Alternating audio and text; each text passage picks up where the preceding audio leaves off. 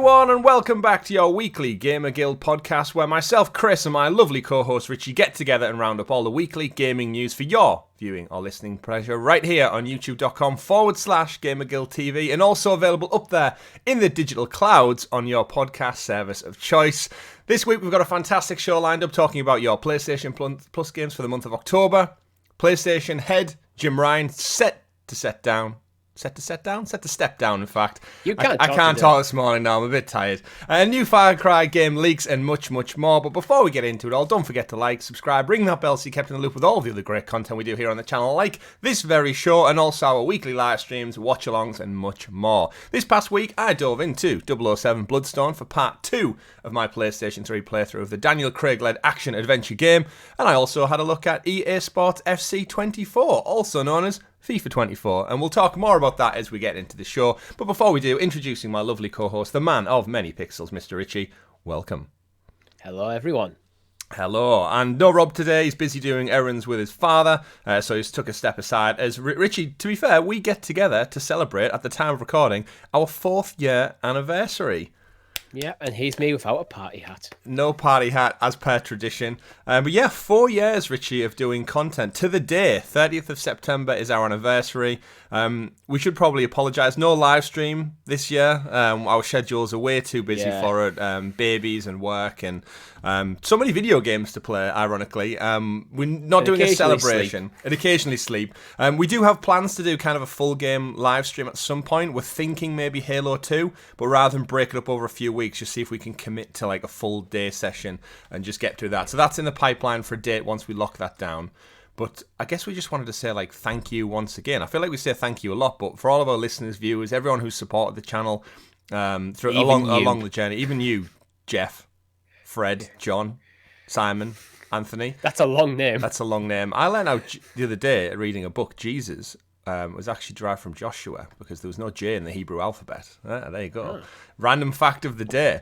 But I digress. Yes, 4 years, no mean feat in the world of YouTube, especially when you're an adult and you don't have all the time to nick off college and school and just stream on Twitch well into the early hours of the morning. We've made it work. We've made it happen, Richie. Sounds of Stadia, all the way through Helix Cloud games, Helix Players games, GamerGuildTV, where we're at today. And I think we're confident we've settled on this one. By our current stretch, we've changed it every year. Yeah. But I don't think that's the plan going forward. I think we've gone through a lot of unification, and we're here today, happy, content. What after Stadia died, there's been a lot of trial and error trying to figure out what this is. Talk about Stadia. We have an episode of Sounds of Stadia. We do, yeah. At the time the show goes live for regular viewers and listeners, this past Saturday, on our anniversary, later on this afternoon for us, we're actually recording a special Sounds of Stadia episode where we're going to go into Dov Zimring's testimony from the FTC trial case of Activision, Blizzard King, and Microsoft acquisition. Basically, Dov laid out everything that went wrong with Stadia in a perfectly detailed document with behind-the-scenes factual evidence and information, which in a way, it's probably the most insight we've ever had into the running of Google Stadia, both during its function and after the fact. So we're going to do a very special episode. We have done a very special episode. We're glad if you joined us live. But yeah, go check that out. That's why it's not in this show. We're not going to be talking about it here. No, not at all. It's own episode. It does indeed. The news came out like 2 weeks ago, I think, but it's definitely pertinent to get in there. So yes, episode 161 of the longest running Stadia podcast ever continues. It lives on, maybe with a 5-6 month hiatus, but it's back. And we hope you go check that out and enjoy it because it's no doubt annual a great episode. show. The annual Christmas special episode that we do.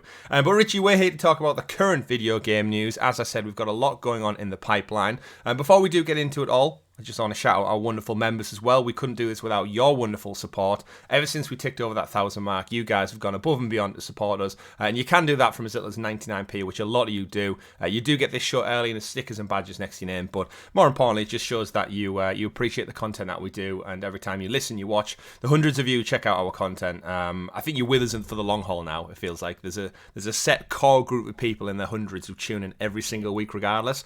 And you're amazing. So, Richie, before we get into the news, what have you been playing recently? I've been dabbling in a few different things, as I mentioned at the top of the show, but how about you? Are you still chipping away in the old Starfield? No, actually.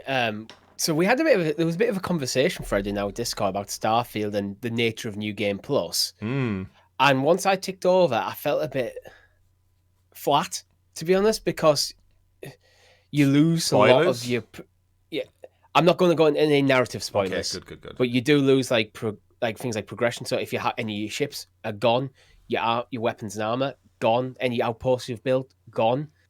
So it's not really a traditional New Game Plus, is it? No, it's not. It's more like New Game Minus. It makes a lot of narrative sense and does impact completely how you will do a subsequent playthrough. So a second playthrough will be very different to the first. Absolutely.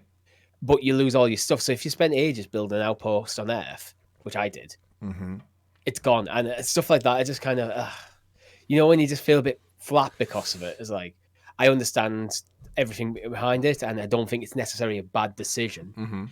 But I took this as an opportunity because I know Starfield is going to be one of them games like Skyrim where every few years I'll just jump back into for another run. Yeah. So I decided to call time on it now. It's because I had a nice close-off point, and next time I get the edge to go do another playthrough, I will just continue on. So all that stuff I've lost will no longer. I'm no longer caring about that. Yeah, a bit more removed. That precious weapon that you've used all the time, you'll have forgot what it even was, so it doesn't really have that impact as much. So in terms of that replayability from that context, I think it's infinite, basically. And I've heard like subsequent New Game Pluses keep changing things up as well. Yes, I've also heard that. So that's what I've not been playing. What I have been playing is I went back to Sea of Stars. Oh, wonderful. Pulled you back in. Yeah, I was tossing up between Sea of Stars and Final Fantasy 16. But with Sea of Stars being a game I definitely wanted to play and shorter than 16, where 16 is quite a beast of a game. Yeah. I didn't want to get sucked into Final Fantasy 16 and then we'll get months and months removed from Sea of Stars and how to go back to. So I thought I'll do Sea of Stars first, play through the story. I'm not going for trophy hunting or anything. Unless I get to the end and like 8% there or something, I need like 2 or 3 trophies. Then I probably will. And then I'm going to go on to 16 after that. You say that now. When did 16 come out? May. June. Oh, it's this year, man. This year's ticking away. Yeah, but I've played things like Final Fantasy 7, Octopath Traveler, true. Zelda this year, like a bit of Pokemon. So I just haven't got around to it. Yeah, what a year for video games, though. I also have broken away from Starfield. I was very surprised actually how short the main campaign was. Once you actually committed to doing it, it very much became this is the MacGuffin of the whole story. Go do this several times over, and then there's the last mission, and it was like, oh wow, I know the world is padded out with the side content, but I did a couple of missions. I became a space ranger officially, got my Buzz Lightyear Medal of Honor, so I did those missions. I dabbled in a couple of like kind of quirky side ones, and then I thought, you know what, I'll start making my way through the main campaign. And then, like you said, before I knew it, I was at the end game. I got to that point you discussed where I kind of lost everything, and the busy schedule we've got now, it actually made it the perfect time for me to go, as you said, just put it to a side. I had FIFA coming in a matter of days. Oh, not FIFA, you know what I mean. EA Sports FC 24 coming in a matter of days. Assassin's Creed Mirage is out next week. I'll probably have a first look up on the channel. And then Spider-Man's in less than 20 days now, so... Oh, God, I forgot about Spider-Man. Yeah, you did. Remember Final Fantasy 16? You said all of 2 minutes ago you were going to start. Spider-Man 2 is out in 20 days. It is going to be Final Fantasy 16 because I haven't bought Spider-Man yet. Yeah, well, Spider-Man. And I'm not flush with cash at the moment, so... Oh, I know that feeling. I'm going to be pushing that back. I know that feeling. Into next year. Yeah. But you guys can help out by subscribing to the channel and becoming a member. That 99p goes a long way to helping Richie fund his Spider-Man addiction. Apart from it doesn't. It doesn't really, no. You would need... for things like the podcasting fees. That's true, the hosting fees. But yeah, so I've kind of moved on from that. And as I said, this week, I got back to Bloodstone. Really, like, a good... Like, it's nice to have a palate cleanser, but one that's so just, like... old school basic. It's like there's nothing going on in this story, Richie. It's very much James Bond goes A to B, kills some people, gets a little bit of plot point, kills some more people. There's a scene with the driving the Aston Martin around, shoots some shit. Next scene, very cringy dialogue with a woman that's probably inappropriate for today's standards. Villain shows up, kills some more people, and then it kind of moves on. But you know what? I'm enjoying it. It's one of those, like, it's very much Uncharted, cover, duck and cover mechanics, shoot, various weapons. And yeah, I'm just working my way through these stages and I'm having fun. I've probably got one last playthrough left. I think the game's about 6 or 7 hours, so I'm probably just going to gun-ho on the last stream when I get around to doing that one. But thanks to everyone who's checked that out. And as I said, yeah, I've checked out EA Sports FC, but we'll get into that with part of the news with its review roundup.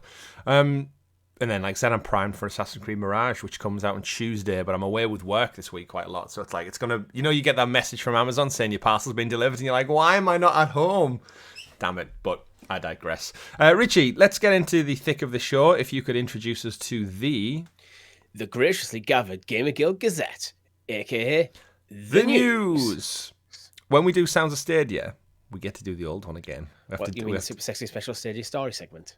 AKA the news. I don't even have that in front of me. You remember that very well. That's what 161 episodes gets you, folks. Tried and tested methods.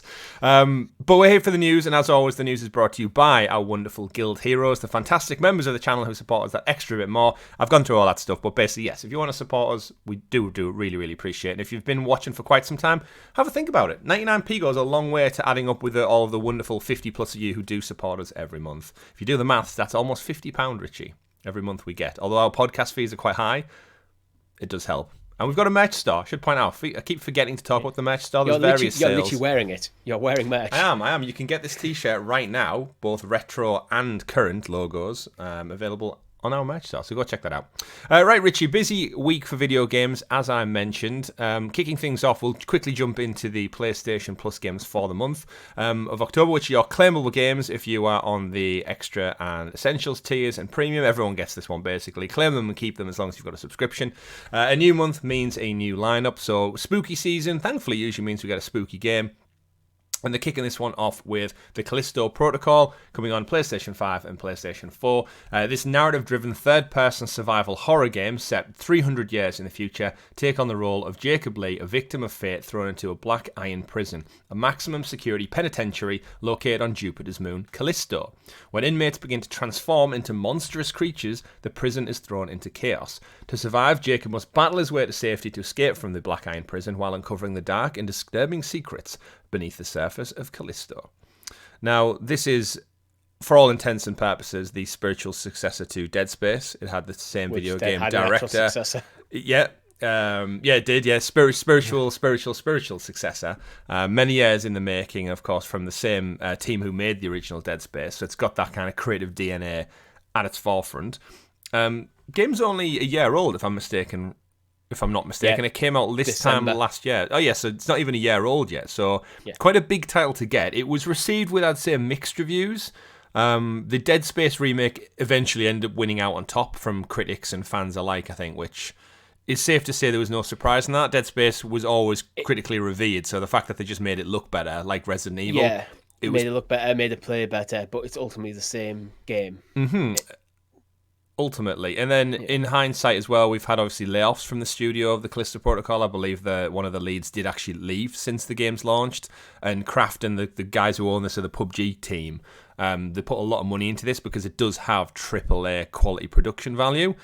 But apparently the game fell maybe a little bit short of what the Dead Space people were expecting. But by no means it's a bad game. So Callisto Protocol, do you think this is a good win for the spooky month of October for you?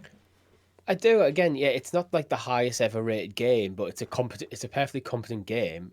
I think the term was more disappointing than bad. People wanted it to be better than Dead Space, and it just wasn't. Yeah. That's a hard ask.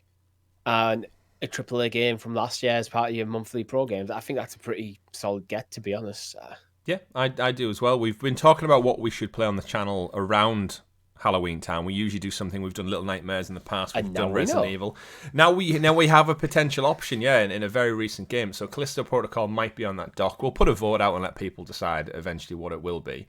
But yeah, it's a good get, I think, for me. The other follow-up games, we've got Farming Simulator 22 for PS5 and PS4. I don't need to read the description of that. It is Farming Simulator. The key is in the wording. And we've got Weird West as well, which is a dark fantasy reimagined Wild West game where lawmen and gunslingers share the frontier. It's basically an action isometric RPG, and you get to let loose in the Wild West with a different style of fighting. Very cartoon art style on that one too. In terms of the games as a whole, what are your thoughts? Three titles only across all platforms, PS5 and PS4. No classic games this month. Nothing. I mean, they tend to come with the subscription catalog. Yeah, anyway. that's it. They come with they tend to come in the mid month drop. Yeah. So as free games to get you going for the month, I think this is actually pretty solid. Farming Sim's quite beloved to the fact that they keep bringing it out. And there is a Farming Sim 23 already out. But I don't think the annualization of Farming Sim actually matters as much as it would for something like FIFA or No, Madden, there's where you have no. the roster changes. It's just another. I see it as, again, as someone who's not deep into Farming Sim, I just see it as another iteration of Farming Sim.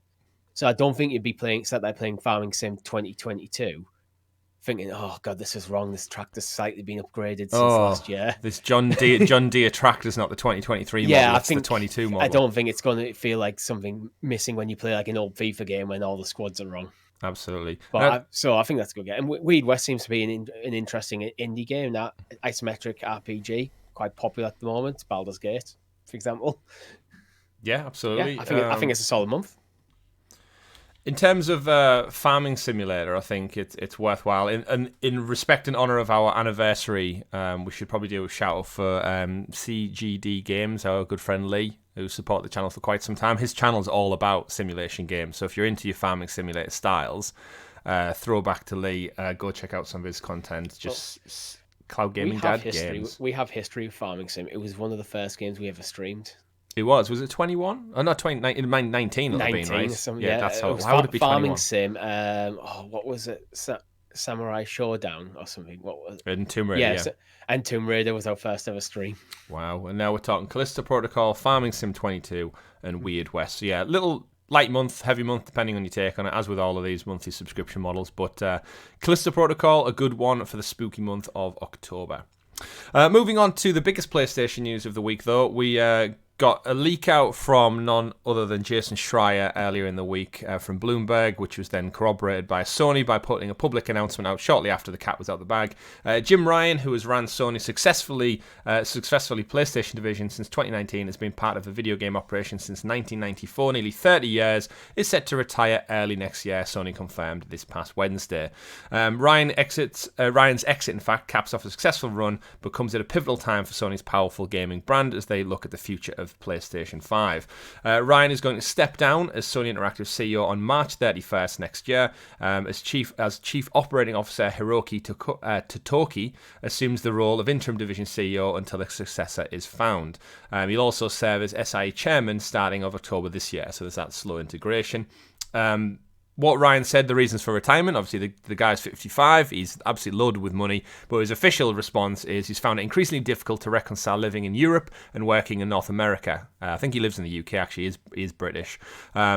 And of course, between the lines, if we look into it a little bit deeper, Richie, Sony's PlayStation 5 console launched under Jim Ryan in 2020 in the middle of a worldwide pandemic, and it's become one of the company's most successful gaming launches, selling over 40 million units to date, up and through to July this year. Its first-party titles like God of War Ragnarok, Last of Us Part 2, and more have sold multi-millions to acclaimed fame, and he's also adapted it into successful TV shows and movies as well.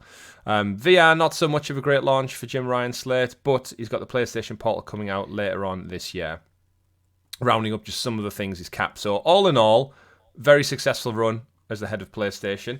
What are our thoughts on this one? Is this just Jim retiring, or is there a deeper meaning to this? Because I've seen a lot of people on shows and podcasts and the internet as a whole, as they do, go a little bit too deep with maybe what this story is. I think this story is just what the story is. I think we're going back, touching on VR slightly. I think there's a good product there. It's just the market isn't the market isn't there to sell enough units. Mm-hmm. But I think it is probably Sony PlayStation VR 2 is probably the best in class at the moment, apart from the extreme, like, ultra expensive pieces of gear. Well, I think this is probably it. He's getting towards a sort of retirement age. He has the money to retire, and if he's commuting a lot transatlantic, like on a basically a weekly basis, that's going to be rough on him. That's a lot of time away from his family, a lot of time just spent in the air. And yeah, it probably is. If you think about it in terms of the life cycle of a console, this is probably, if you're going to change your CEO, this is the time. When you've got over the air. You've had your console launch. You've got over the early integration issues, the supply chain issues. They're now a thing of the past, and you're not yet ramping up for the next big console launch. So this is the quiet in terms of not necessarily in terms of the games, but in terms of the hardware. This is the quiet period. So if you're going to make a change, you want to do it here rather than you don't want to be starting to ramp up production and like development on the PS6 and then changing your CEO at the same time. Head of Sony leaves imminently before launch. This might be something that he's been thinking about for a few years and thinking, like, once VR2's out, once PS5's out the door and VR2's out the door, and PlayStation Portal is kind of where it needs to be, then I can start planning my exit. Absolutely. So it's probably just been something that's been in the plan for a while. Yeah.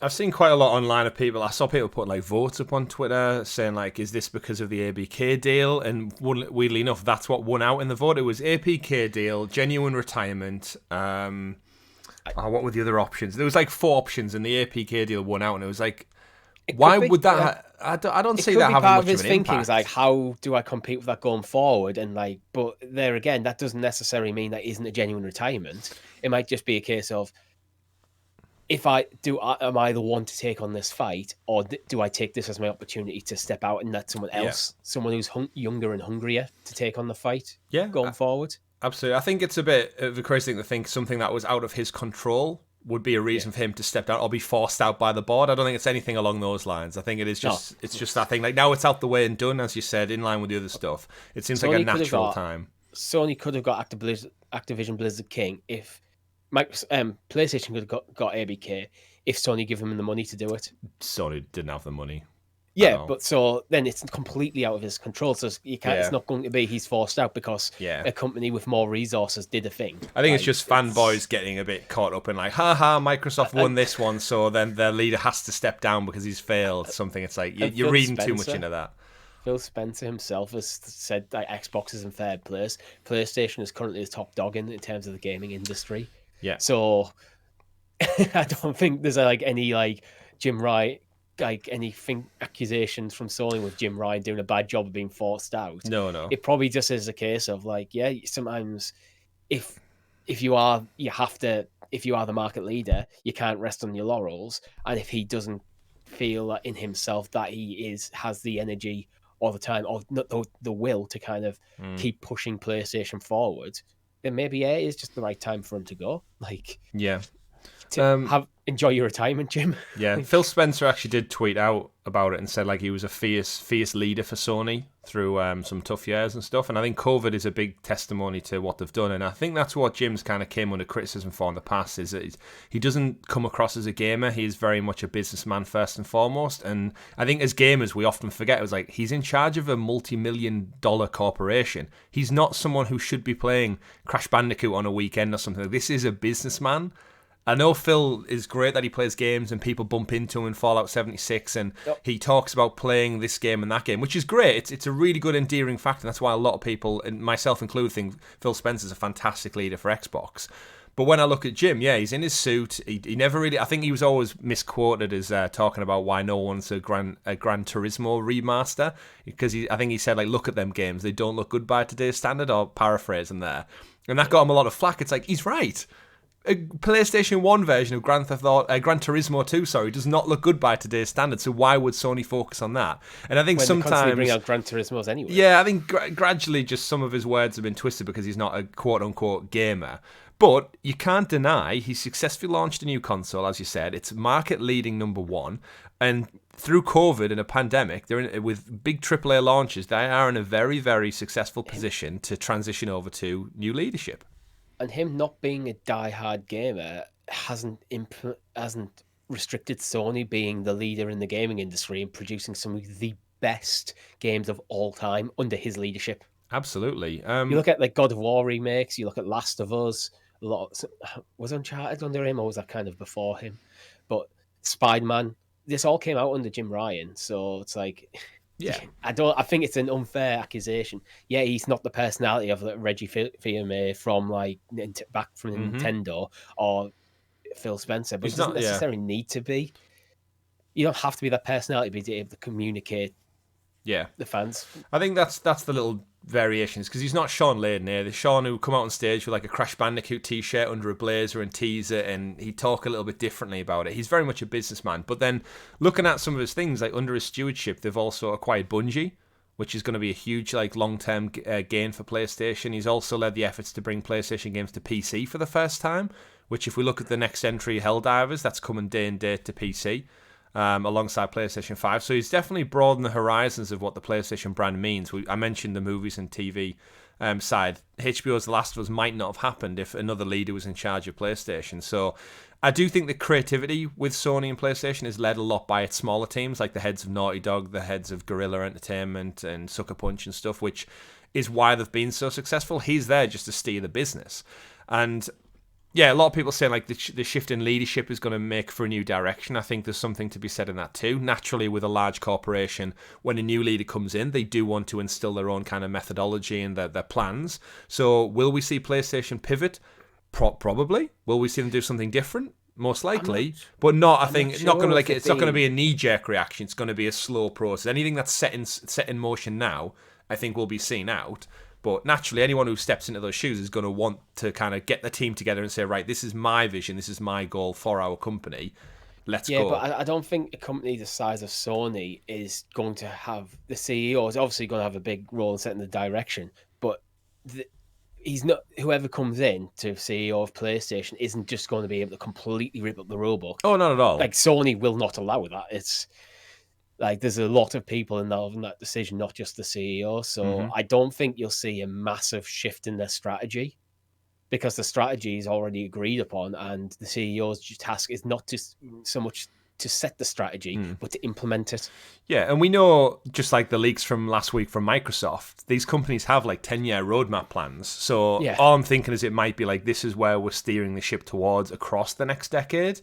And this is some of the things I would like to implement. But like you said, yeah, the wider vision's already in motion. And why would PlayStation rock the boat too much when they're clean sailing out in first place at the moment? I think the biggest question people are asking is like, do we think we're going to see a pivot away from these games as a service titles? Which, let's face it, they've not set the world on fire right now. They haven't really released many though. This is a slow burn. We've got nothing new out of Bungie since that takeover. We still haven't got fair play from Haven. Fair games. And yeah, there's quite a few things that in the works that we probably haven't even heard of. I think once you get that first round of games as a service titles, if they all do terribly, that might be when you see a bit more of a shift. Pivot back.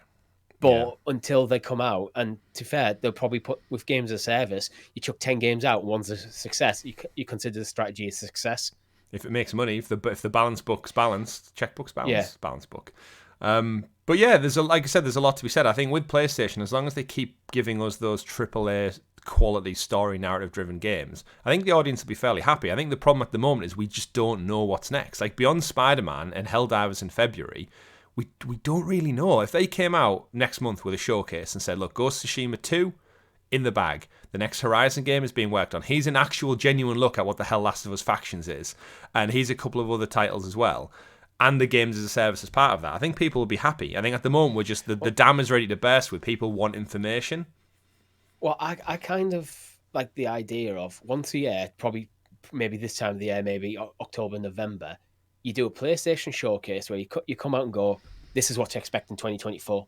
This is everything that we've kind of got that is penciled in for 2024. Things may shift, so you don't have to put hard dates on everything.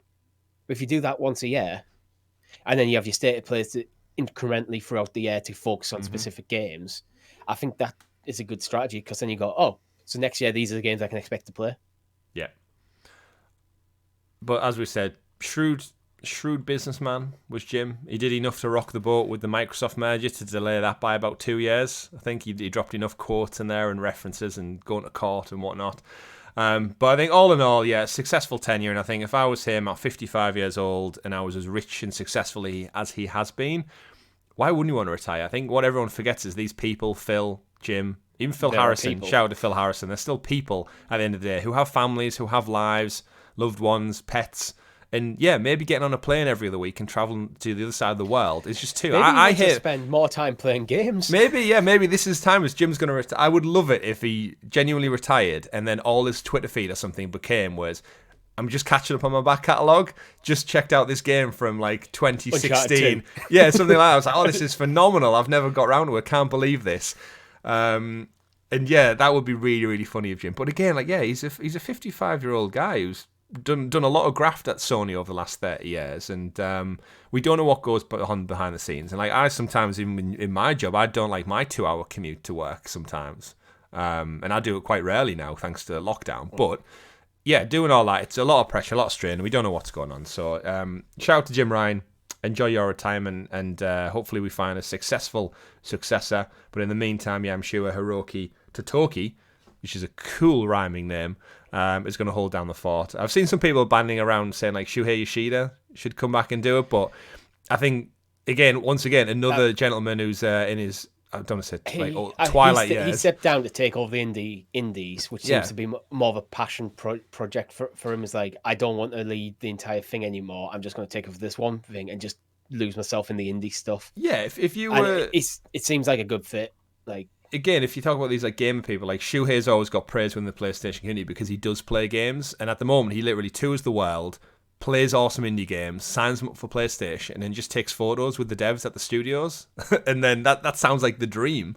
I mean, there's probably more to his job than just absolutely. Still, yeah. But in terms of responsibility, why would you want to step up and be the forefront of having to tell people about like price increases, PlayStation Plus price rises, games as a service games, and it just seems like it's an important role, and it's a lot. I wouldn't be surprised if Herman Hulst steps up because he's currently head of SI. Is it Sony Games Europe or something? He got promoted from Guerrilla up to something. Can't remember the role. He seems like the next natural one. I don't imagine like Neil Druckmann or anyone like that. Corey Barlow. It's not that they're more creative types than business leadership. It kind of depends because they're getting what was it? Takoi? What was his name? Hiroki Totoki. Totoki, yeah. If Shuhei Yoshida was going to come in and take over, I think it would have been an interim role, and I think we would have had that announcement. Yeah. I think they may have even approached him, but I could see that being one where if you were Shuhei Yoshida and you didn't want to step up permanently, knowing the profile you have, would you take an interim role? Yeah. Because as soon as he takes the interim role, then suddenly the call is for him to take it permanently. So he might have just gone, look, if you absolutely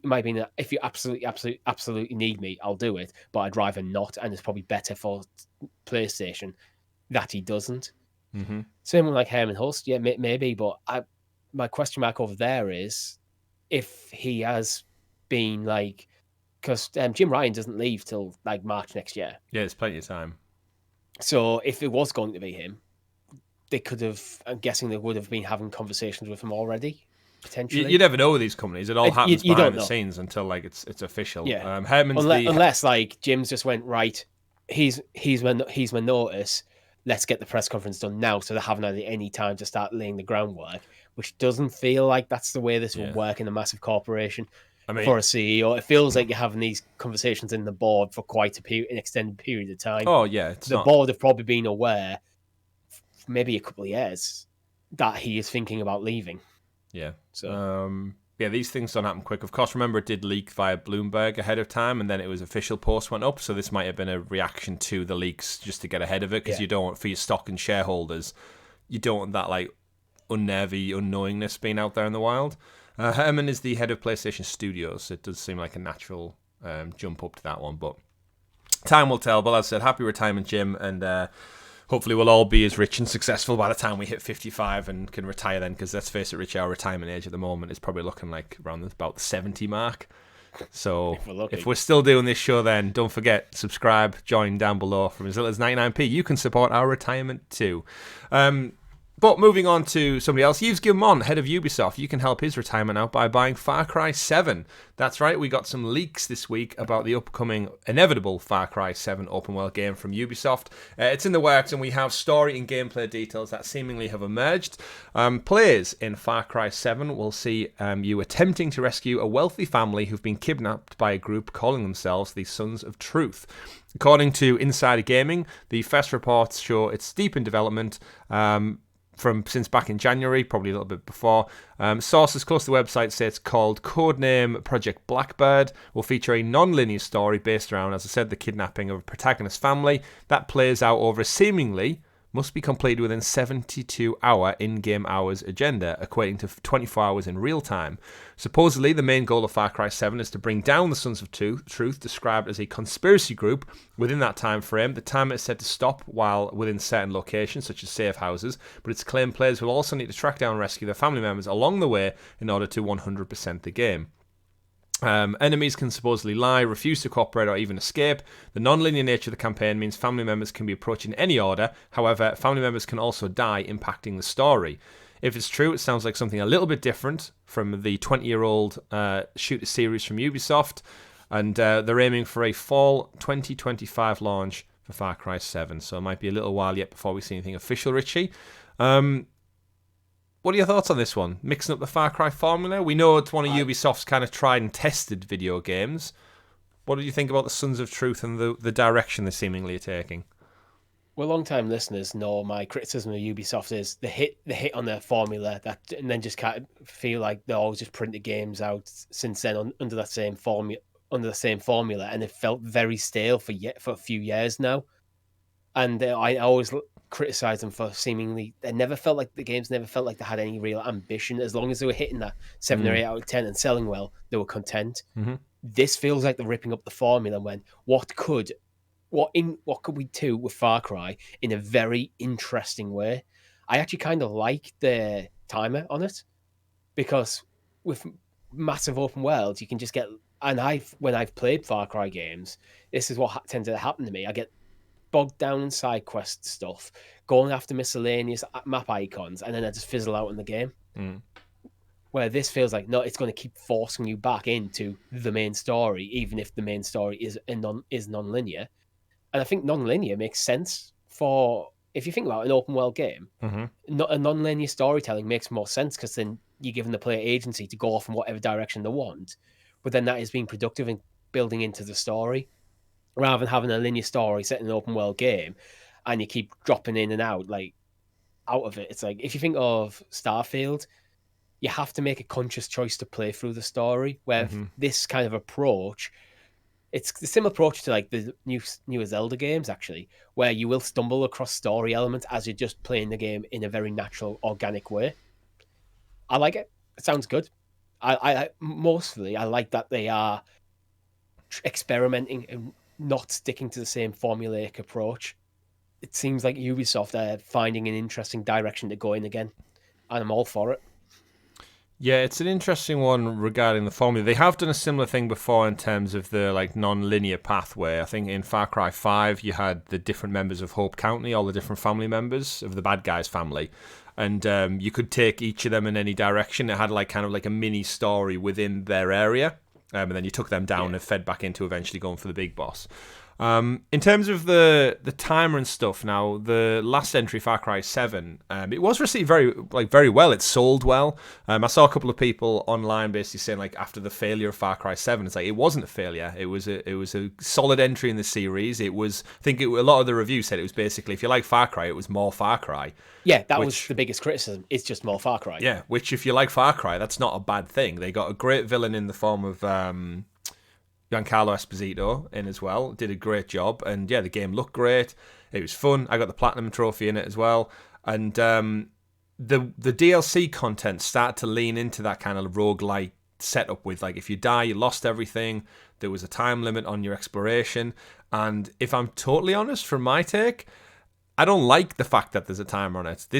I like Far Cry for that very Ubisoft copy and paste thing. I know what I'm getting. I'm getting a big map to explore. I'm getting lots of checkpoints to take down, generic villains to kill with a mixture of weapons, helicopters, explosives, all that kind of stuff. And it's just about having crazy fun. I've enjoyed 3, 4, 5, 6 to this point. I've got the platinum in them all, and that's kind of the Ubisoft comfort food that I look for. Telling me I've got 72 hours to do this in, I don't like the thought of it. I'm open to seeing how it plays out. I'm sure it's not as restrictive as it maybe sounds on a front, but of course... 72 hours, I mean, that equates to 24 hours in game time. So a day. The main story. So it all happens in a day, yeah. Yeah, in real time, 24 hours. That feels, for a main story, feels perfectly adequate, to be honest. It depends how big the map is and how much stuff there is in the map. But it might just be a case of after that 24 hours, you can still play. You've just Your family's dead. family's dead, or you've already saved them. Yeah. It might not just be and your all credits moment, or there's potentially like new game plus opportunities and stuff. Mm-hmm. So it really depends on how it plays out. But I like the fact that they are trying something different, changing up the formula a bit. It depends how much that is changed, because long-time Far Cry fans might, because I'm not really a Far Cry fan, this is more enticing to me than just Far Cry 7 just being Far Cry 6 in a new location with a new baddie. That's fair. But we'll obviously find out more once Ubisoft get all their ducks in a row regarding that one in particular. But no doubt we will have... There's no guarantee there will be ducks in this game. Yeah, I mean, there's probably... You usually hunt animals for skins and stuff as the Far Cry tradition, so I reckon there'll be ducks. But there will inevitably be like a particular villain. They'll probably get a celebrity or something to do it. And there'll be no doubt DLC packs and stuff, but expect the same action from Far Cry. The Stranger Things DLC was great from the last one. That was so really fun. It's a shame they couldn't do like just a whole game based on that, but Ubisoft be doing Ubisoft things. Moving away, Netflix gaming as well. Yeah, exactly. Moving away though, we don't usually talk about VR overly too much, but we mentioned it earlier on with the PlayStation launch, PSVR 2. Apple still do have their imminent Apple VR headset, which is coming out. That's cost like about $3,000. We now have news that the MetaQuest 3 is officially coming on the 10th of October, and it's going to be starting at £480 in the UK. It's got a bunch of tech, which I'm not really going to go into in terms of process and power. It's basically a lot better than the MetaQuest 2.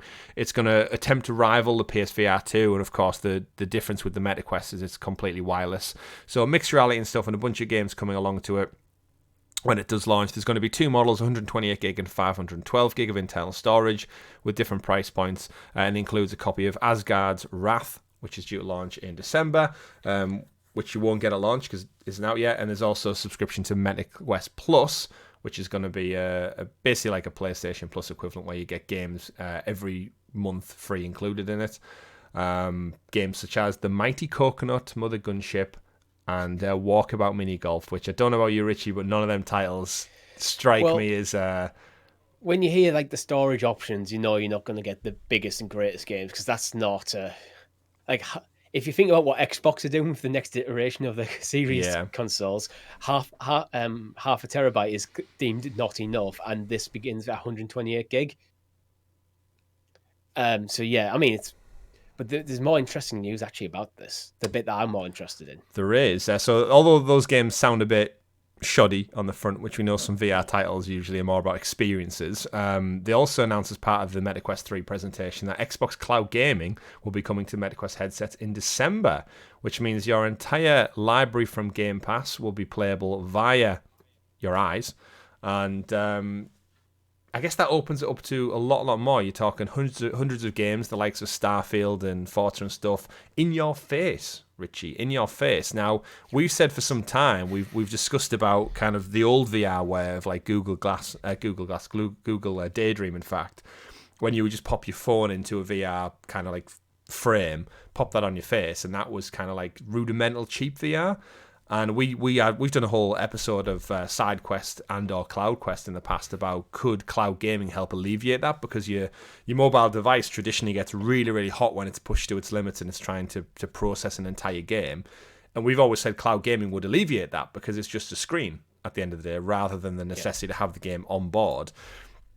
You'll no doubt still need to use a Xbox controller. That's fine. But Xbox Cloud Gaming coming to the MetaQuest. Does this give it a cutting edge against things like the PSVR 2? Playing Starfield on your face is pretty cool. What we should clarify here is this isn't there's no announcement from Microsoft that they're getting involved in VR gaming. This is just cloud gaming through Game Pass as you currently experience it on a TV, for example, a smart TV, but through your MetaQuest headset. Face. However, so the experience will just be, instead of playing on the console looking at the TV, you've got your headset on using a controller, which I like it in a way that it's just bringing Xbox Cloud Gaming to another place to put it. So if you are a VR gamer and you have a headset and you want to play something like Starfield, but you don't want to spend a lot of money on an expensive PC or console, this is a solution using hardware you already own. And that for me is always a good thing to have. I think this could open the door to a further partnership, though, between Meta and Microsoft about developing VR games. And maybe there's some games that are on Xbox that have VR alternatives, such as Resident Evil, for example. Mm-hmm. That could then be a way of Microsoft getting these onto Game Pass via the Meta Quest through some way. Or maybe, like, it goes the other way. Maybe this goes onto the Meta Quest premium service, but it's hosted by Xbox Cloud Gaming. Yeah, you could almost. So there's a potential something there.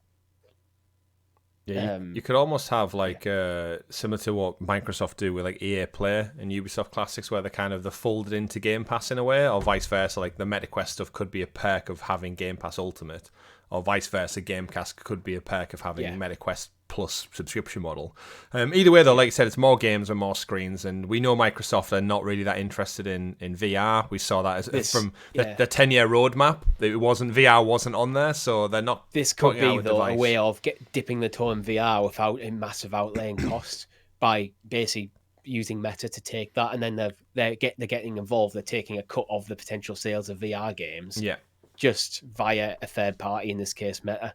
Absolutely. So, new VR headset coming to the market, which no doubt will probably, as again, all kind of tides raise all boats thing, we'd expect more PSVR 2 action to happen. And with Apple going into the market finally with their ridiculously expensive headset, we might see it rise yet another peg or two up the ladder. So, who knows? But cloud gaming, always said it's super accessible. It works on any screen. Why wouldn't it work on a VR screen as well? So keep your eyes out for that coming this December.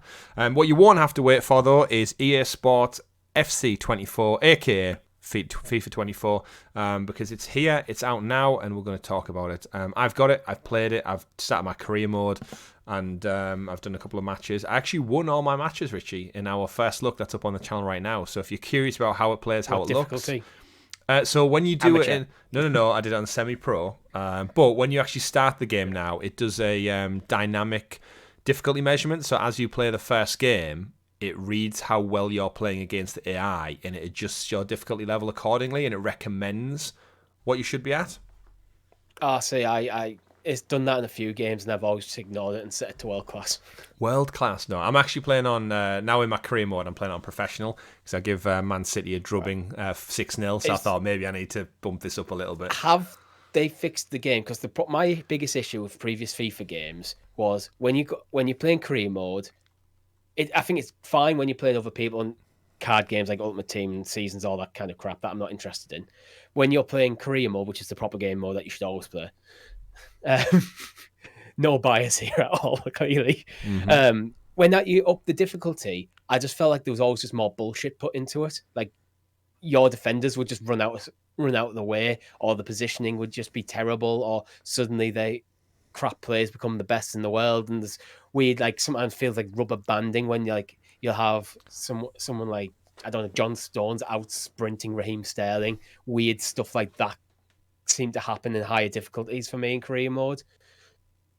So have they fixed any of that? I don't think I've played enough of it to. I only got it on Friday. I've only played probably about 6 or 7 games in career mode. I very much have a love-hate relationship with FIFA. I think a lot of people do. In terms of the game, though, graphically it looks great. They've obviously done a lot to polish up the branding of FC 24. It still just feels like a FIFA game, as you can imagine. It's not really that all different. In terms of the reviews that it's getting, it's interesting with sports games, especially because they're annual franchise. Like, where do you go to give them? There's like some give it, like IGN, 7 and 8 out of 10s, saying it might have a new name, but it's just about the same. Frustrating but beautiful game that FIFA has been for many, many years. And then you've got like Game Reactor giving it a 4 out of 10. EA seemingly spent more on its marketing the new name to improve the formula than actually improving the game. But I think that's harsh, because I'd be interested to look what they give like FIFA 23. Because if they give FIFA 23 a 7 or 8 out of 10, and they go on FIFA 24 is basically the same again, then it surely should be having the same sort of rating.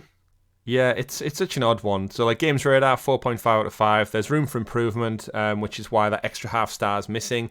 But EA Sports FC goes down as a highly accomplished reboot, kicking off the post-FIFA era with precision power and no little panache. again, it's if you're into these sports games, you get that expectation. And now I'm like several hours into this one. It's what I expected. It's just more FIFA. Yes, there are quality life improvements. There is a couple of bugs with this one. I will say I've experienced where my button stopped working in my first look. Funnily enough, it was, I think I was playing Milan as Newcastle United, and for whatever reason, I went to make subs around the 60th minute mark, which I usually do. The option start button didn't work. Just unresponsive to the press of the button, so I couldn't make any subs. House fell asleep on the bench. Maybe, but then ironically enough, Richie, at 0-0 in the 62nd minute or something, trying to press it, I looked at the camera and I was like, look, I'm pressing the button and nothing's happening. And me doing that, something messed up, and actually Isak won the ball from the defender by default, put me through on goal, and I scored from me just going, look, the button doesn't work. And I went, oh shit, I'm through, wait. And like it glitched out a little bit. Looking at these reviews, the thing I'm slightly disappointed in is actually when you read the VGC review, EA Sports FC 24 isn't a huge departure that we'd hoped for. I wasn't expecting it to be honest. I was expecting it to just be a new lick of paint. So wouldn't be that disappointed. Yeah. While Ultimate Team devotees will likely be happy, the rest of the game feels like an afterthought.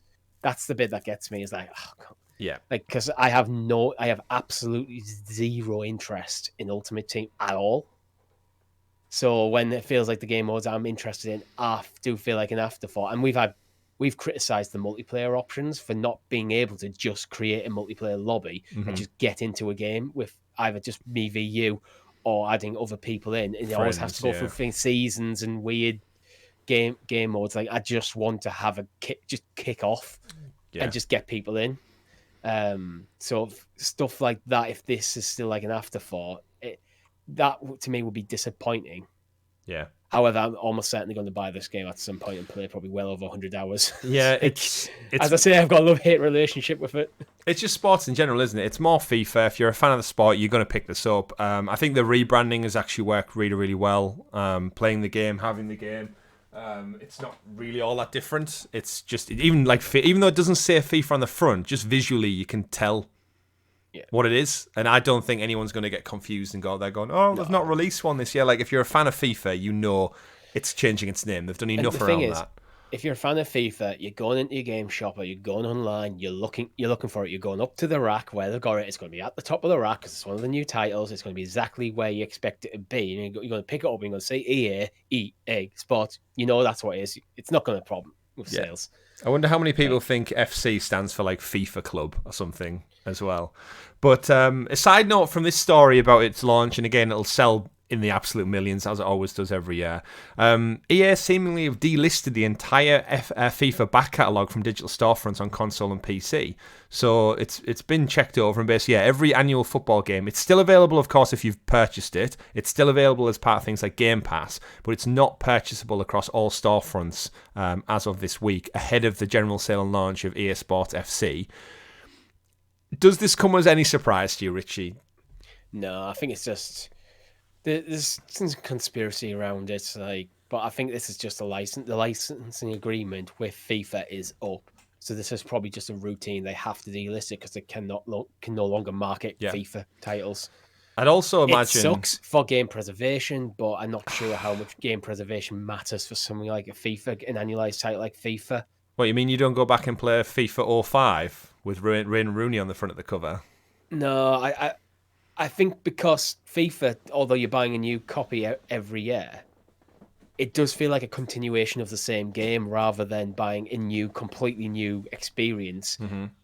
So it does suck that the previous ones aren't available for game preservation, but I do think it's game preservation in this sense is slightly less important than like a narrative-driven game or something that is more of an art form rather than just the FIFA games. Let's be fair, I just a product. Yeah, I love them, but still. So you mean you're not going to go back and play the 2002 FIFA World Cup Korea and Japan game? No, if I was to go back and play vintage FIFA, it's going to be 98. FIFA 98 wrote the World Cup. You could play 98. That was the first one. International foul button.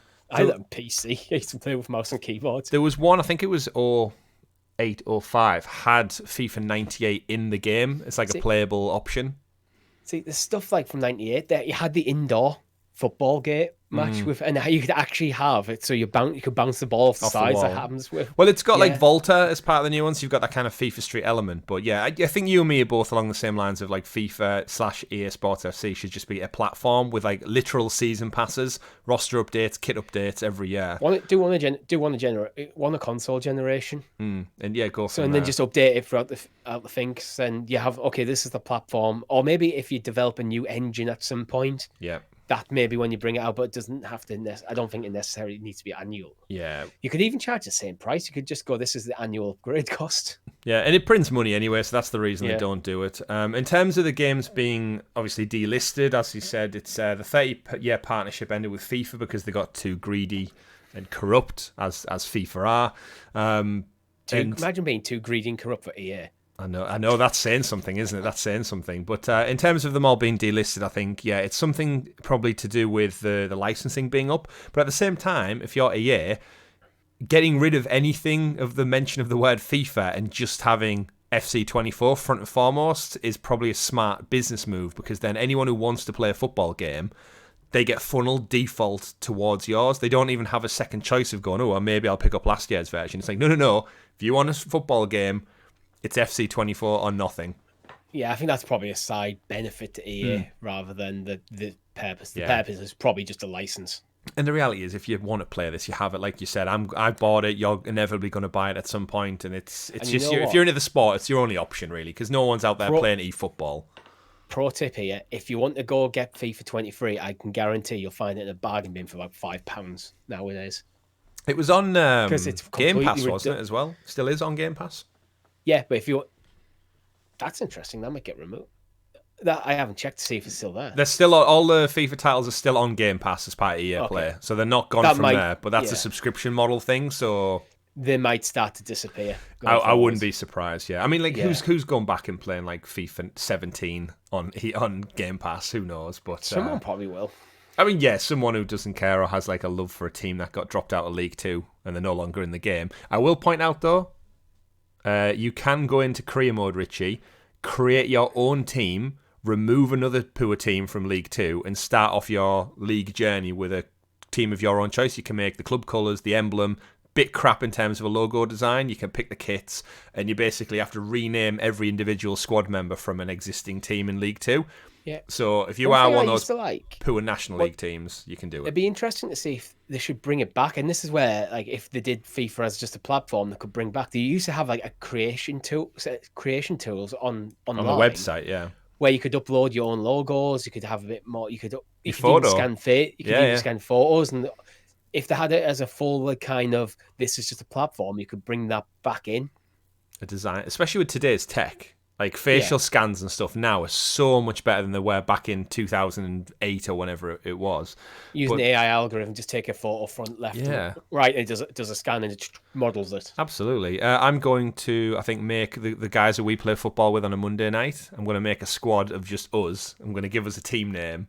And I'm just going to make a career as though we entered League 2 at absolute amateur level and see how far we get. Are you going to be accurate with our actual stats? You can't. You can't do that. You can't do that. You basically have to pick an existing squad. So you might not even end up being the same ethnicity you are now, or the height or age. You'll just basically be swapped out for whoever currently exists in, I don't know, Barrow's squad or something like that. Yeah. But we digress. So no more FIFA. Long live EA Sports FC if you are a fan of the beautiful game. Speaking of beautiful games, Richie, a couple of quick ones to work our way through. Starting with Knights of the Old Republic, which has been due a remake for quite some time. It's been on the slate since, I think, the last PlayStation Showcase, actually. Aspyr, part of the Embracer Group, were initially supposed to be making it. And they didn't give a date for it, but it was teased. You saw Darth Raven, I think, is the guy in the trailer, way back in 2021. However, due to difficulties behind the scenes, we know Aspyr were taken off it, and it was handed over to Saber Interactive as part of an Embracer Group reshuffle. Since then, all the videos, trailers, have been made private across the internet, and some of them deleted, which is leading to rumours to say that the game has been pulled inevitably, and it's just basically going to become vaporware. Richie, Knights of the Old Republic, you've played it, right? A bit, but I didn't play it when it came out, and when I tried to go back and play it like many years later, it did feel a bit... I didn't have the nostalgia for the game to carry me through like the old school kind of jankiness of it.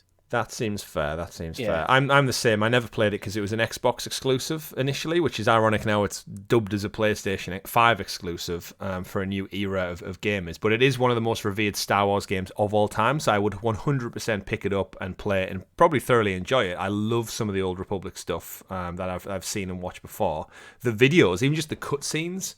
If you go check them out on YouTube, graphically, they're some of the best lightsaber fights I've ever seen are in Knights of the Old Republic.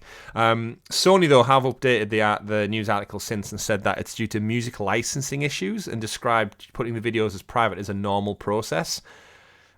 I think there's something more to be said because this game is seemingly having difficulties behind the scenes. I don't think anyone really entrusted Aspyr to begin with, although they did do the iPad port of Knights of the Old Republic.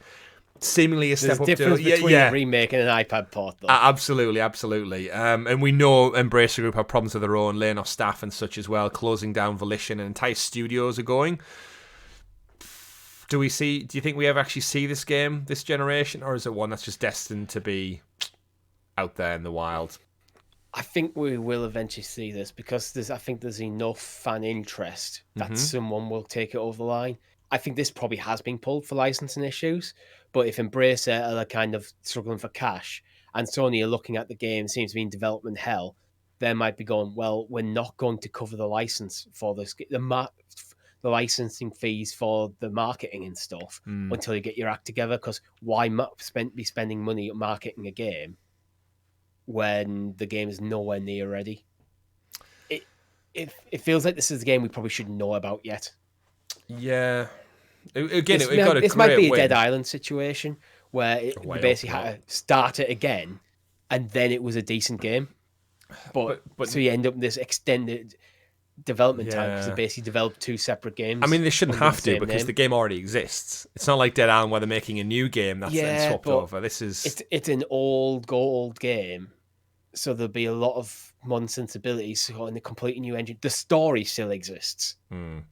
But then it's incorporating that story into a modern feeling game that is true to the original that works now, and that's always going to be a bit of a trade off. Yeah, and we're talking about the Embracer Group haven't exactly got a huge track record of knocking out the park with AAA titles. Yeah, I wonder if Disney step in and basically say like, I could see Sony taking over this. If Sony are looking at what Saber are doing, going, what the hell, guys? I could see Sony maybe just buying it off them and going, we'll take it. We'll do it ourselves. I mean, is it a chance for Microsoft to swoop in and be like, we want it because it was exclusive to us originally? Give it Obsidian to someone. I mean, it was the Mass Effect team, right? Who did them initially, who made the original. I think so. Because they did Knights of the Old Republic, and then I think they moved on, and basically Mass Effect was the continuation of what they wanted to do with Star Wars. Yeah. Yes, BioWare. Yeah. You could just give it back to BioWare. Oh, I mean, they're a bit busy on other projects right now. You know who I would give it to, Richie? Who? Larian. They've just launched Baldur's Gate 3, so you'd imagine it's just going to be support for the near future. They've just put out one of the best RPGs of all time. Yep, I like that. That's a good idea. Give them the framework of Knights of the Old Republic and go work your magic on it. And they're clearly happy to work with established IP because Baldur's Gate is an established IP from this kind of era of games as well. Like, had a similar reputation, especially in the PC gaming circles. Larry, that's a good fit. That could be great. That is really, really good. If Sony go, right, take it off. Sorry, Embracer, we're buying it off you. Larian, there you go. Please do something with this. Or Microsoft, even. The reason I'm saying Sony is because they're currently involved. Yeah. So it makes more sense to me for Sony to be in more position to go, especially if Embracer are consolidating, to actually just rip it off them and going, we're going to give it to someone else. I mean, there's got to be, imagine, contract fail-safes, which, like, if you don't hit these deadlines, because I think that's what happened, wasn't it? Didn't Aspyr show it to leadership and at Embracer, and they were like, this isn't ready. This isn't good enough, and that's when they took it off them. So, yeah.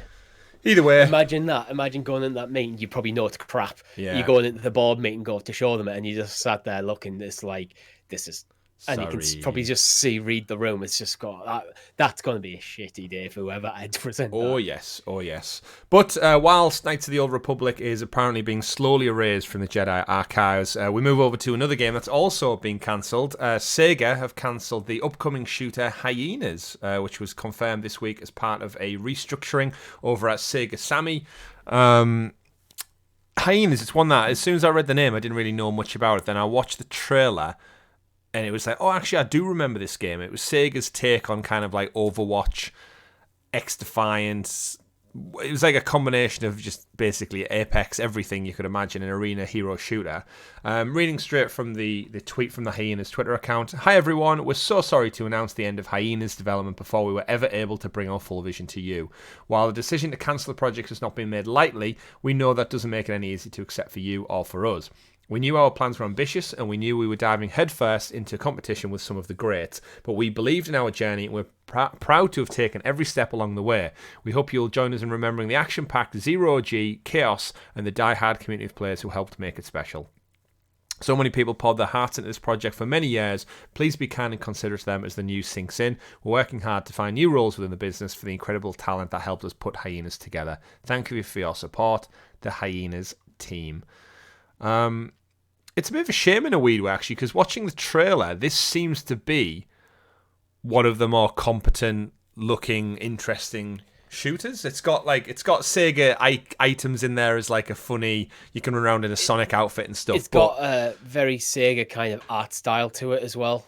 Like the sort of thing you see in something like a Dragon, that kind of weird plasticky almost looking textured people. Yeah, I get that. Not quite Fortnite-y, not quite that cartoony, but it's not that far off it.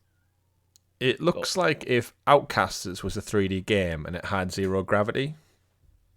Yeah. That's what strikes me as. But I like the name. Hyenas is cool. I like the logo, the colour concept. And it's got a Sega Mega Drive in there. Yeah, in the game style. And again, Sega don't have anything really of this style, so it's a shame to think it was so close to launch.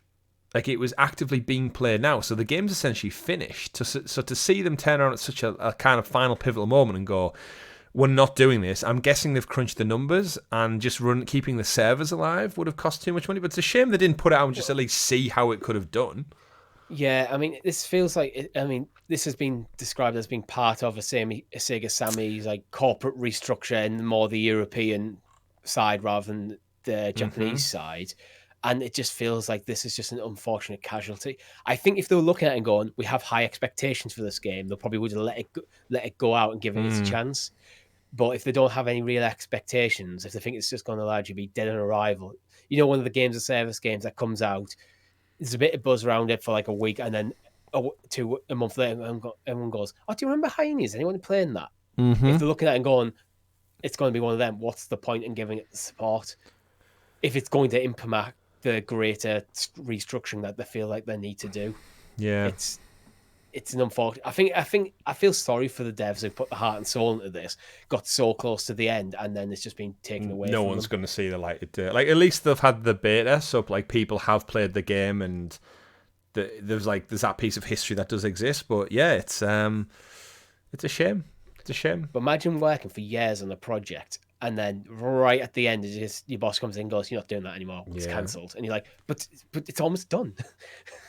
Yeah, it's an odd one. It's a shame that it's essentially there, ready to go, and it doesn't get put out in any way, shape, or SEGA are expecting record losses of 14.3 billion yen for the fiscal year ending March 31st, 2024. So evidently they've got to do a lot of stuff behind the scenes to do this restructuring, which seems to be a big part of the industry right now. But best of luck to the team, Hyenas. I'm sure you've done great work, and you'll find success elsewhere, no doubt. A couple of quick stories to get through, Richie, regarding just a few little games. Don't Nod's Banishers, Ghosts of New Eden, which I'm sure you remember from the Game Awards, has been delayed to February next year to avoid the intense release cycle. So Banishers, Ghosts of New Eden was due to be released later on this year, but it's now been pushed back to February 13th to avoid the intense release cycle of AAA titles. Which is also stacked. Which February is also stacked as well. Yeah, they might move again. Banishers unfolds in the frozen North American wilderness. The year is 1695, in fact, where ghost hunters and lovers enter and Redmac, working to protect I can't read today, from the spectral dead. Their situation becomes more complicated when Antea suddenly finds herself unexpectedly dead and also a ghost. Don't Nod and Focus Entertainment confirmed back in July. The game would originally be released on the 7th of December. This is the one for me, Richie. It looks like almost The Division, but you are ghost hunters. And I like Don't Nod. We thoroughly enjoyed Life is Strange True Colours. Full playthrough available up right now on the channel. I approve of Focus Entertainment's publishing arm. They've done a lot of great games right now. The Plague Tale series in particular. The game looks great visually. I just think, unfortunately, it's one of those games that suffers from the busy cycle we've got at the moment, but at the same time, it doesn't have the mind share. It's something about it is missing that novelty. It almost starts to look a little bit generic, dare I say it. But I think the delay getting out of November and this year as a whole, is probably the best thing for them. Although they've jumped back into February, which is also stacked. But if they get a good trailer at the Game Awards and really kind of get a bit of hype, use that to get a bit of hype around them, get this in the hands of reviewers as early as they reasonably can. If it gets good reviews, then this could be something where there's something in there. Mm-hmm. But it's hard to know from a few trailers because we don't really know that much about the game, to be honest. It looks pretty. It looks quite linear, which I think is a good thing a lot of times. Yeah, it does give me Plague Tale vibes, but there is something cool about your partner's kind of passed away, so it seems like she's going to be like your ghost companion. It's almost like your Ellie to your Joel or your Elena to Nathan Drake kind of thing as you go through and hunt and fight. Hugo to Misha. Ghosts. Yeah, exactly, all that, and it looks good. So like, if it comes out to good reviews, it might be in a quiet period, and maybe with the right price point is going to be key. Yeah. I think if this launches at about £35 to £38 would be the sweet spot for this title, but we'll see. Moving on, though, we've got another title, High on Knife, which is the DLC to High on Life, the Justin Roiland game that had such success earlier on last Christmas time, coming to GamePass later on recently to PlayStation 5. That comes out October 3rd, so you'll probably be able to play it if you're listening to this on Monday. It'll be live tomorrow, if I'm not mistaken. High on Life gives Knifey his chance to shine and stab and fully realise new planetary environments loaded with new characters, hazards, and spooky surprises. Squanch Games released an all-new motion teaser to show off the creepy vibes and to showcase it. It's essentially leaning into the horror tropes. Richie, although one thing I did want to touch on is Justin Roiland not involved in the game, of course, after all the controversy surrounding him, I think at the beginning of this year. Yep. Have you seen the new trailer for the new season of Rick and Morty that does not include his voice? No, I haven't. I would recommend it because, in an interesting way, he's obviously got a very distinct voice. New trailer for the new season of Rick and Morty. Couldn't really tell the difference. Whoever's doing the voice for Rick and or Morty absolutely nails it. Sounds just like them. So I'm guessing the game Squanch Studios have always said they're going to continue without him. I think the creative director actually said he hasn't really spoken to Justin Roiland since like 2019. So this again, I think we were worried at the time that the whole studio made a really competent, good, fun game. We're going to be scuppered by one individual. I think Justin Roiland's involvement in High on Life was later explained to be actually minimal. Quite fairly minimal in terms of the gameplay and direction and anything. He was mainly just more of a voice actor with a bit of oversight. But I think they were using him as more of a marketing tool more than anything.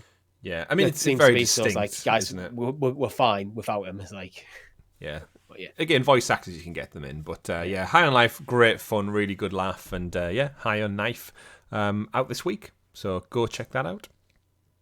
And then I guess just a quick few ones to get through, Richie, as we round out the show. Horizon Forbidden West is getting a complete bundle announcement coming to PC and PlayStation 5. It'll be available 6th of October, so later this week, for around $60, €60, etc., £55 in the UK. The complete edition is going to include all the DLC, soundtrack, digital art book, a Sunhawk digital comic book, in-game extra items, and a bunch of other perks and whistles. No surprise, Richie. I think this is standard practice now for most video games. I am actually holding out for as a side note, Cyberpunk. I did actually look into it, and the head of CD Projekt Red did confirm right at the beginning of, I think, last year, the general way that their business follows is they get their expansion packs out, so Phantom Liberty, and that'll follow with a complete bundle Game of the Year edition. Like, I think the only version everyone buys of The Witcher 3 now is the Game of the Year edition, if I'm not mistaken. So why would you buy? Well, yeah, exactly. Especially once it's like come down in price. If it's like if it's a $60-$70 game, then and the Game of the Year edition is like $80, you're like maybe not. But if it's down to like the base game is $25 and the Game of the Year is $30, it's a lot. Yeah, I'd go for the 30 even then, and probably never play the DLC. Yeah, and then this is going to be launching on PC as well in early 2024. So a combination of it makes me want to go back and play Cyberpunk. It's reminded me that I've been game of the year.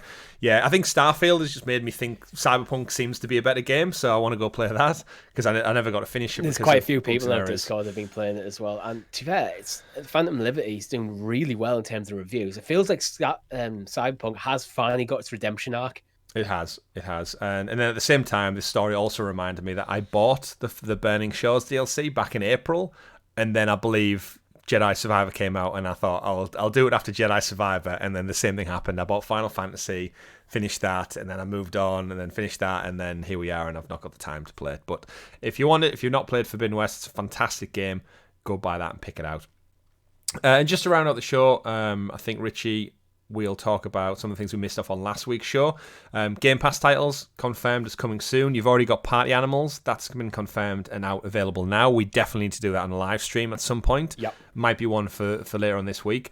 Gotham Knights also confirmed as coming to Game Pass as well. Gotham Knights is one again we've kind of lamented as the game everyone just wants another Batman game, but WB seem intent on putting out everything but another Batman game.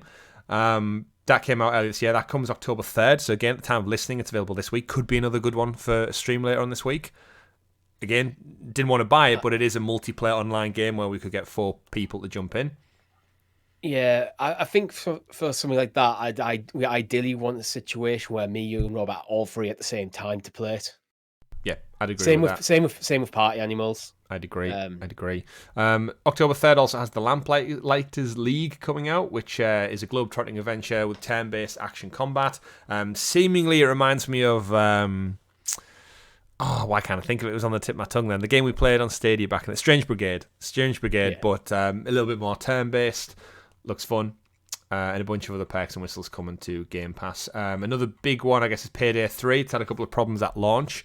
It's out now. It's available now. I'm not really a big fan of Payday. I think the games look quite generic. It looked more like Rainbow Six Siege, but with taking on a bank to break in rather than kill people. Yeah. But it's had a few server issues that apparently have resolved, but reviewed okay. It's an okay game, but it's part of Game Pass, so go check it out. Decent month, I think, for Game Pass. Yeah, it's all in all. Brand new indie game, looks good. AAA game, received okay. It's when the highlight is Party Animals, an indie party game that's beaten out the likes of Payday 3 and Gotham Knights, which are meant to be like AAA experiences. You kind of like... Absolutely. But just it's a testament to how good Party Animals is. It is. It seems, yeah. And then the final one, final story of the week, Tales of the Shire, which I wanted to touch on last week with Rob, but we never got around to it because it was so stacked with Xbox news last week.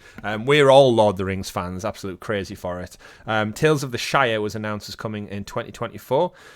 We don't really know what it is, but it's described as a cozy Hobbit-based Lord of the Rings spin-off game, and it's in partnership with Private Division and Weta Workshop. So for those who aren't familiar with Weta Workshop, these are the fantastic folks who did all the motion capture and miniature bigatures of the movies.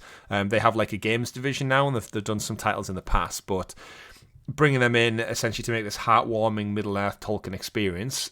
Don't really know much about the game. The rumor is that it's going to be almost like a Stardew Valley style game set in the world of the Shire and the Hobbit, and I think that could work really well, like Animal Crossing, Stardew Valley, yeah. But you're in the Shire, you're collecting your vegetables, you're building your Hobbit home, and that's it. There's the life of a Hobbit. Yeah, there's no fighting, there's no evil. It's just that happy Shire music that you love so fondly, and Yeah, I don't know. Tales of the Shire, it's an interesting one. It's not made by the Embracer Group, which this is where I really don't understand the Lord of the Rings licensing, because it's owned by them now.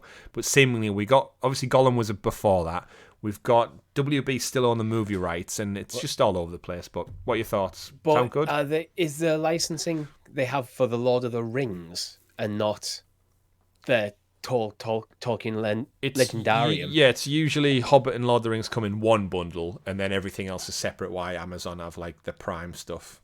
Yeah, it's interesting. And the stuff like I don't think Amazon have like the rights to Silmarillion. Do that, so that's why there's kind of hard to force a lot of changes. I don't know. I think something like Stardew Valley Animal Crossing style game could do quite well. It could work. Although it depends what the demographics looking like, because are the hardcore Lord of the Rings fans looking for that experience? Probably not. I don't know. I like it as a concept, but is the audience there? Who knows? But in line with that, I should also remind people that Lord of the Rings Return to Moria comes out next month, 24th of October. I forgot about that. Yeah, they did a gameplay trailer for IGN, and it just showed a dwarf basically like hacking like Minecraft style away at bricks. It didn't actually show off in like a 30 minutes of gameplay. It didn't show all that much happening, but it's one of them where I know you, me, and Rob jumping in would have an absolute blast, just chipping away, fighting goblins in the mines and talking about stuff. But we'll have to see. See. The franchise chips on. There was quite a lot of news this week regarding Epic Games and layoffs. I don't want to really go into it too much. It's not really happy conversation. It's unfortunate more people have lost their jobs. Epic Games, a big chunk of the staff. Of course, the Mediatonic, the guys they bought after the success of Fall Guys, they've had loads laid off, and now everyone's unsure about Mediatonic's future. But at the same time, head of Epic, Tim Sweeney, takes like a bonus of $1.3 billion or something every year, or $1 million. I can't remember what it is. So just like 5% of that would fund these people's careers for the next few years. And it feels like, I always think with these sorts, it happens so often in the gaming industry, it feels like, for me, bad management. If you're having to go through huge cycles of layoff and ramping up, like hiring, these kind of hire, fire kind of cycles, it just feels like bad business management, to be honest. Especially for morale. Yeah, it's got to be horrible for morale. Yeah. So we've already gone into kind of like SEGA, their restructuring, Epic. Again, it's just big conglomerate tech companies seemingly going through everything. But Fall Guys, super fun, great game. It's a shame to think that they got acquired with all like probably the hopes and dreams of being part of a bigger thing, and then like a third of their work staff are laid off in one cut. So again, shout out to them. Hope they find success. And what a shame for Epic. They had such an opportunity this week after the fuck up that Unity had to come out swinging with like being like there for devs and being there to support the industry. And no, they just thought, I'll just take this gun, I'll just shoot myself in the foot, and yeah, we'll go down with the ship as well. And as a last point as well, apparently the FTC are not done with Microsoft. They're going to fight this court battle case over Activision Blizzard King. They have the chance to go ahead and derail it up until the 18th of October, so they've got a few weeks to get their matters together and raise it with the relevant court dates and judicial appeals right through to December. One tip, FTC, just give it up. Just give it up. And in November, it'll be the EU going at it again. And then back to the CMA, and then back to the FTC. It's like, I think the only reason now is they've dug the ditch that deep, and they probably owe Microsoft a lot of money in terms of like brand damages and all that kind of stuff. Because I think if the FTC lost, they owed Microsoft something like $4 million. It was the CMA that held it up, and then Microsoft changed the nature of the deal to suit the CMA with the Ubisoft stuff, which has then obviously had impacts now. The FTC having to relook at it. It's all just by the numbers, kind of routine stuff. Yeah, but FTC, when you can, just let it go, because we're fed up with talking about this. I think everyone wants an end to this. I'm just waiting for that final day when Microsoft go, hey gamers, all the Call of Duty back catalogue is available now on Game Pass, and everyone goes, and you can play it on your MetaQuest. Damn right, yeah. Can't wait for that day. But today is not that day. we're here to round out the show. Today we fight. I was almost going to go into that, a big Aragorn speech. But no, we're here to round out episode 7 of the GamerGuild podcast. Once again, thank you very much for all your support. We do love doing this every single week with the support and watchability of you fine folks out there. Shout out to, again, our guild heroes. If you want to become a member of the channel from as little as 99p, you can click join down below. We appreciate that extra support, and it does help us a lot. Plus, don't forget to check out the Sounds of Stadia special, episode 161, where we broke down all of the FTC case files from one and only Dov Zingring, who was the head of marketing at Google Stadia, going into a deep dive of why it genuinely failed. Was it the games? Was it the structure? Was it the internal problems? Or was it a combination of all of them? We'll talk about that, and we did talk all about that this past Saturday as part of our 4th year anniversary.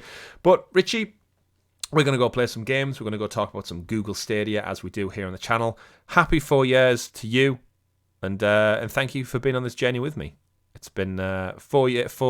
It feels like a short period of time. I can't believe we've been doing this for 4 years now.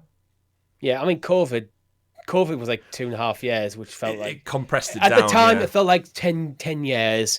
In hindsight, it felt like 6 months. It's weird. And time is just going so fast at the moment. It's getting old. That's what happens. Like, if God exists, just slow it down a bit. Just a little bit. Crank it down. We've got a back catalogue of games, and unlike Jim Ryan, we can't retire just yet, but we don't intend to. We intend to bring you this show every single week right here on youtube.com/GamerGuildTV. Don't forget to like, subscribe, of course, share with your friends. Leave a comment down below if you've enjoyed any of our content over the 4 years, but do consider becoming a member and helping to support us in the years to come, and maybe we'll do this for another 4 years, Richie. Maybe we will. Thank you very much for watching. My name's been Chris. And I've been Richie. Remember, folks, play whatever makes you the happiest, and we'll see you on the next one. Goodbye. Bye.